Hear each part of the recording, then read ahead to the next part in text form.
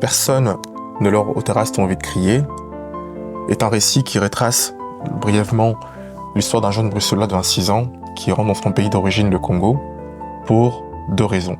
Deux raisons assez contradictoires, puisqu'il apprend la mort d'une tante assez importante au sein de sa famille, mais également, il doit aller assister au mariage de sa sœur, sa petite sœur.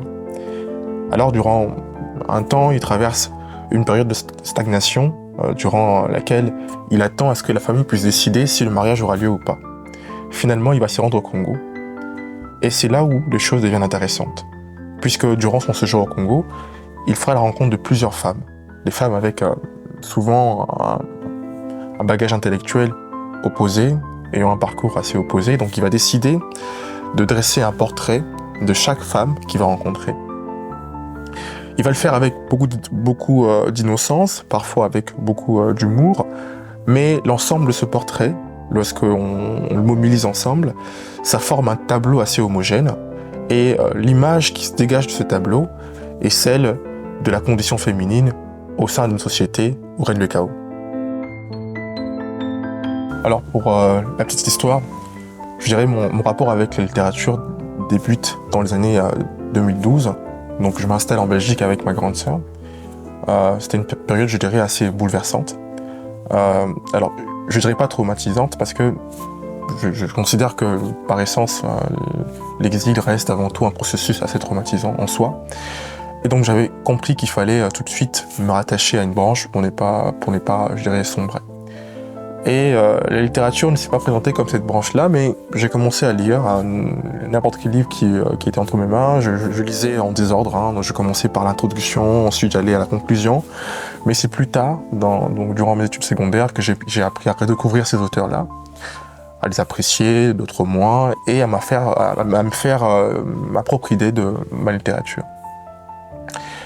Donc pour construire ce roman, j'ai dû également puiser sur d'autres auteurs, notamment le livre d'un auteur suédois, Stig Dirman, Notre maison de consolation est impossible à rassasier. Donc ce livre m'a aidé à poser un diagnostic sur une société, je dirais une société différente du mien. Et j'ai également aussi puisé sur le livre de Sigmund Freud, puisque dans ce livre, on aborde une question qui est assez délicate, du viol, et donc il me semblait plus possible de pouvoir faire une démarche assez technique, puisée sur ce livre qui aborde ce sujet assez délicat. Alors pourquoi lire ce livre? Pour plusieurs raisons. Dans ce livre, on retrouve des textes qui datent de 2015, 2010, jusqu'en 2025. Ce sont réellement des textes que j'ai écrits durant cette période, durant la période où je cherchais mon propre style littéraire. Et donc lire ces livres, c'est aussi voir l'évolution d'un jeune romancier qui essaye de pouvoir apprivoiser son art. L'autre raison, c'est que ce roman marque la fin d'une période. Donc la fin de mon exil en Belgique. Donc j'accepte le passé, je dirais assez mouvementé que j'ai vécu. Et donc ça marque aussi le début pour moi d'une nouvelle aventure.